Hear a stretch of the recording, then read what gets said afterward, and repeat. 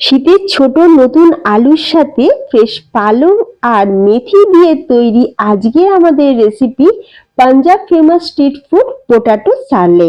খুব কম সময়ে কম উপকরণে তৈরি হয়ে যায় আজকের এই দুর্দান্ত স্বাদের আলু স্ন্যাক্স। এটা আলুর টিক্কির থেকেও কিন্তু দারুণ টেস্টি আর ভীষণই চটপটা। বাইরে থেকে আনবেন কেন, যখন বাড়িতেই বানাতে পারবেন একদম রেস্টুরেন্ট স্টাইল। চা টাইম হোক বা সন্ধ্যার আড্ডা, এই পোটাটো সারলে মানে ফুল মজা। তাহলে দেরি না করে ঝটপট শুরু করা যাক আজকে ক্রিসপি পোটাটো সারলে রেসিপি। নমস্কার, বেঙ্গলি পাকশালায় তোমাদের সকলকে স্বাগত। তো পোটাটো সারলে বানানোর জন্য আমাদের এখানে লাগছে ছোট আলু। আমি এখানে ওই 600 বা 700 গ্রাম মতন এখানে আমি নিয়েছি ছোট আলু। ছোট যে নতুন আলু সেই আলু নিয়েছি। এখন তো নতুন আলু মার্কেটে খুব অ্যাভেলেবেল। আর তোমরা যদি নতুন আলু না পাও বা এরকম ছোট সাইজের যদি আলু না পাও, তাহলে তোমরা মিডিয়াম সাইজের আলু দিয়েও কিন্তু করতে পারো। তবে এই আলু দিয়ে করলে কিন্তু টেস্টটা বেশি ভালো হবে, কারণ আজকে আমরা আলুর কিন্তু খোসা ছাড়াবো না, খোসা সমেতই বানাবো পোটাটো সারলে। তো তার জন্য এখানে আমি ছোট আলুটাকে ভালো করে ধুয়ে নিয়েছি, দেখবি যাতে কোনো রকম মাটি বা ময়লা না থাকে। খুব ভালোভাবে ধুয়ে নেওয়ার পর এখন আমরা আলুগুলোকে একটু পাতলা করে কেটে নেব, ঠিক যেমন আমি ভিডিওতে দেখাচ্ছি। এইরকম সাইজের ছোট আলুগুলো আমি মোটামুটি এক একটা পিসকে 4টে টুকরো করে কাটছি। যে আলুর সাইজটা ছোট সেটাকে 3টে পিস করে কাটলাম। আর ঠিক দেখো এইরকম টাইপের সাইজটা হবে, খুব বেশি কিন্তু মোটা হবে না বা খুব বেশি কিন্তু পাতলাও হবে না। তো আলুগুলো খুব সুন্দর করে কেটে নিয়েছি। এখন আমরা গ্যাসের উপর কড়াইতে বেশ কিছুটা পরিমাণে জল গরম করে নিয়েছি। জলটা দেখো বেশ গরম হয়ে গেছে, ধোঁয়া ছাড়তে শুরু করছে। এখন আমি জলের মধ্যে দিয়ে দিলাম 2 চামচ লবণ। লবণের পরিমাণটা যদি একটু বেশি হয় তাতে কিন্তু কোনো অসুবিধা নেই। এখন আমরা দিয়ে দেবো আলু। আলুটাকে দিয়ে এখন আমরা 5 থেকে 6 মিনিট মিডিয়াম ফ্লেমে আলুটাকে আমরা কুক করে নেব। 6 মিনিট পর আমি তোমাদের দেখাচ্ছি। তো দেখতেই পাচ্ছ ফ্রেন্ডস, আলু কিন্তু খুব সুন্দরভাবে আমাদের সিদ্ধ হয়ে গেছে। মোটামুটি এখানে আলু আমরা 70% সিদ্ধ করে নিয়েছি। ঠিক এই রকমই কিন্তু আলুটাকে রাখতে হবে, খুব বেশি সিদ্ধ করে ফেললে হবে না। মিডিয়াম ফ্লেমে 5 থেকে 6 মিনিট সময় লেগেছে আলুটা সিদ্ধ হতে। এখন আমরা ছাঁচা দিয়ে তুলে নিলাম। আলুটাকে আমরা ঠান্ডা হওয়ার জন্য রেখে দিচ্ছি। এবার এদিকে আমরা নিয়ে নিয়েছি ফ্রেশ পালং আর ফ্রেশ মেথি। এখানে আমি 100 গ্রাম মতন পালং শাক, যেটাকে এইভাবে রাফলি কেটে নিয়েছি। খুব বেশি কি যে ছোট ছোট করে কাটতে হবে এমন কোনো মানে নেই।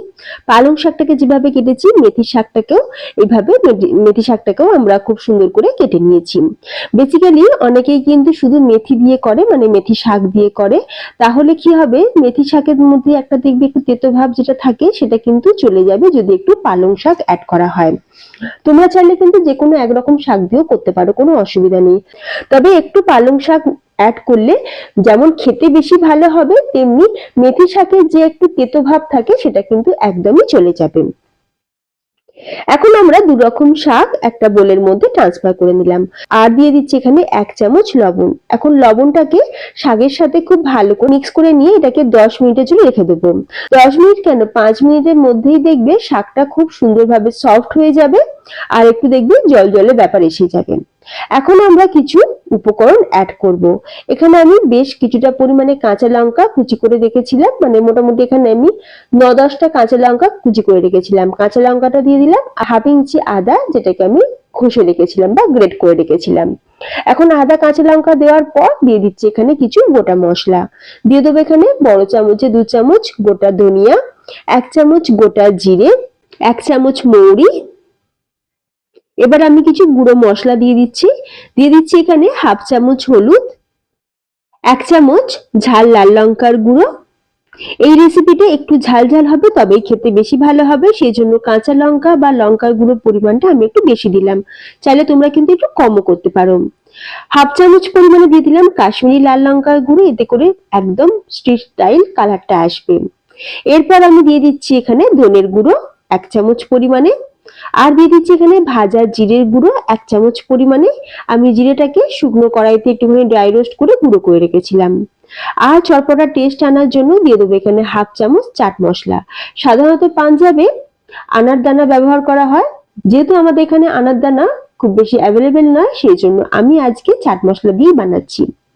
আচ্ছা, এখন এই সবকিছু উপকরণ খুব ভালো করে আমরা শাকের সাথে মিক্স করে নিলাম। খুব ভালো করে মশলাগুলো শাকের সাথে মিক্স করে নেওয়ার পর এখন আমরা আলুটাকে দিয়ে দেবো। দিয়ে এখন হালকা হাতে একটু ভালো করে আমরা মিক্স করব। আমরা কিন্তু হাত দিয়ে করব না, চেষ্টা করবে আঙুল দিয়ে করা, তাহলে করে মিক্সটা যেমন খুব ভালোভাবে হবে তেমনি আলুগুলো কিন্তু আমাদের ভেঙে যাবে না। খুব ভালোভাবে আলুর সাথে মশলাটা মিক্স করে নেওয়া হয়ে গেছে। এখন আমি এর মধ্যে দিয়ে দিচ্ছি 1 কাপ পরিমাণে বেসন। এর সাথে আমি দিয়ে দেবো 1/2 কাপ পরিমাণে চালের গুঁড়ো। এই চালের গুঁড়ো দেওয়ার জন্য কিন্তু দারুণ ক্রিস্পি হবে। স্বাদ অনুযায়ী লবণ দিয়ে দিলাম। লবণের পরিমাণটা একটু বুঝে দিতে হবে, যেহেতু আমরা আলুটাকেও লবণ দিয়ে সিদ্ধ করেছিলাম, আবার শাকের মধ্যেও আমরা লবণ দিয়ে রেখেছিলাম, সেই জন্য লবণের পরিমাণটা একটু বুঝে দিতে হবে। এরপর সবকিছুকে একটু ভালো করে মিক্স করব। আর খুব ভালো করে মিক্স করার জন্য আমি এখানে অল্প একটুখানি জলের ছিটে দিয়ে দিলাম। একটু জলে ছিটে দিয়ে একটু ভালো করে এইভাবে মিক্স করে নিচ্ছি। হালকা হাতে কিন্তু সম্পূর্ণ কাজটা করতে হবে, না হলে আলুগুলো ভেঙে যেতে পারে। আরো একটুখানি জল লাগবে মনে হচ্ছে, আরো 1/2 চামচ মতন জল অ্যাড করে এরপর খুব ভালো করে মিক্স করে নিলাম। তো দেখো আমাদের কিন্তু আলুর এই মিক্সারটা রেডি। আচ্ছা, এখন আমি শালের শেপ দেবো। তো শেপ দেওয়ার জন্য অনেকে অনেক রকম পদ্ধতি ব্যবহার করে, তবে আমার কাছে এটা সব থেকে সহজ লাগে, সেজন্য আমি এইভাবে করি। এইরকম একটা বাটি বা কাটোরি, যেটা আমাদের সকলের বাড়িতেই থাকে মোটামুটি, তো আমি এই বাটিটার মধ্যে একটু তেল লাগিয়ে নিয়েছিলাম। তারপরে আমরা এই বাটির মধ্যে ভর্তি ভর্তি আলুর মিশ্রণটা দিয়ে দিলাম। দিয়ে এখন আমরা একটা প্লেটের মধ্যে এইভাবে বাটিটাকে উল্টো করে দিচ্ছি। যেহেতু বাটির মধ্যে তেল মাখানো ছিল, সেই জন্য খুব সুন্দরভাবে দেখো উঠে এলো। একই রকম ভাবে আরো একটা করে আমি তোমাদের দেখাচ্ছি। খুব সহজ করা, অনেকে অনেক রকম পদ্ধতি ব্যবহার করে, তবে আমার কাছে কিন্তু এটা সব থেকে সহজ লাগে। বাটির মধ্যে একটুখানি তেল মাখিয়ে দিলে খুব সুন্দরভাবে বেরিয়ে আসে। আর শার্লের শেপটাও কিন্তু ঠিক এইরকমই হয়। যখন আমরা মার্কেট থেকে শার্লে কিনে খাই তখন দেখবে টেক্সচারটা এইরকমই থাকে, খুব বেশি পাতলা হয় না, একটু মোটা মোটাই থাকে। তো একই রকম ভাবে আমি প্রথমে কয়েকটা রেডি করে নিয়েছি। এখন আমি একটা ছাঁচার মধ্যে একটুখানি তেল ভালো করে লাগিয়ে নিয়ে এখন আমরা এই একটা আলুর মিশ্রণ নিয়ে সেটাকে আমরা এই তেলের মধ্যে দিয়ে দেবো। তেলটা আমি আগে থাকতেই গরম করে রেখেছিলাম। এখন এই গরম তেলের মধ্যে ছাঁচার সাহায্যে ছেড়ে দিলাম। ছাঁচার সাহায্যে দেওয়ার ফলে আমাদের কিন্তু তেলটা হাতে লাগারও চান্সটা থাকলো না। এরপর গরম তেল ওপর দিকে একটুখানি ভালো করে দিতে থাকবো। একটা সাইড হয়ে গেলে আরো একটা সাইডকে এইভাবে উল্টে দেবো। আর উল্টানোর সময় কিন্তু অবশ্যই দুটো স্প্যাচুলা ব্যবহার করতে হবে, তাহলে খুব সহজেই কিন্তু উল্টানো যাবে। তো খুব ভালো করে দেখো এটা ভাজা হয়ে গেছে, তুলে রাখলাম। অন্যদিকে আরো দুটো শার্লে আমরা ভেজে নিচ্ছি। শীতের স্পেশাল দারুণ একটা রেসিপি কিন্তু আজকে আমি তোমাদের সাথে শেয়ার করছি। তাই শীত থাকতে থাকতে তোমরা কিন্তু ছোট আলু দিয়ে এই পটাটো শার্লে অবশ্যই একবার বানিয়ে খেয়ে দেখো। রেসিপিটা এতটা টেস্টি যে একবার বানিয়ে যাকেই খাওয়াবে, বাচ্চা বড় সকলে কিন্তু প্রশংসাই করবেন। তো একই রকম ভাবে প্রত্যেকটা শার্লে আমি ভেজে নিলাম। আওয়াজটা শুনে তোমরা নিশ্চয়ই বুঝতেই পারছো যে এটা কতটা ক্রিস্পি হয়েছে। বাইরে থেকে ভীষণই ক্রিস্পি, কিন্তু ভেতরটা সফট। তোমাদের আমি কেটেও দেখাচ্ছি। এরপর আমরা শার্লে সুন্দর করে চাট বানাবো। তো চাট বানানোর জন্য প্রথমে একটা শার্লেকে এইভাবে 4 টুকরো করে কেটে নিয়ে তারপরে মিডিলে আমি দিয়ে দিচ্ছি মূলো। এখানে আমি মূলোটা গ্রেট করে নিয়ে দিলাম। তারপর দিয়ে দিচ্ছি এখানে মিষ্টি চাটনি, যেটা আমরা তেঁতুল আর চিনি দিয়ে সুন্দর করে মিষ্টি চাটনিটা বানিয়ে রেখেছিলাম। তেঁতুলের চাটনি দিয়ে দিলাম। এর সাথে আমি দিয়ে দিচ্ছি এখানে গ্রিন চাটনি। সাধারণত পাঞ্জাবে এই গ্রিন চাটনি বানানো হয় ধনেপাতার সাথে মূলো শাক অ্যাড করে, তাতে আদা, কাঁচা লঙ্কা, লেবু রস, বিট লবণ দিয়ে। যেহেতু আমার মা বলে যে গাছে ফলে একসাথে খেতে নেই, সেজন্য আমি কি এখানে মূলো শাকটা ব্যবহার করলাম না, যেহেতু আমরা মূলোটা দিয়েছি। তো তৈরি আমাদের পটাটো শার্লে।